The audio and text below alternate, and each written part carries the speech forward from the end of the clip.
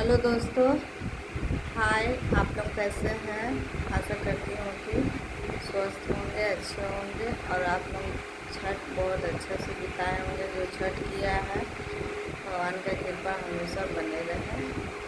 तो आप लोग फास्टिंग तोड़े कि नहीं तोड़े, खाए कि नहीं खाए, प्लीज़ कमेंट में बताइए। और नहीं तो आइए मेरे साथ में आप सब भी खाने के लिए। तो देखिए आज का आलू गोभी का सब्ज़ी, दाल और ये मिर्चा का अचार। तो आइए फ्रेंड्स, आप लोग भी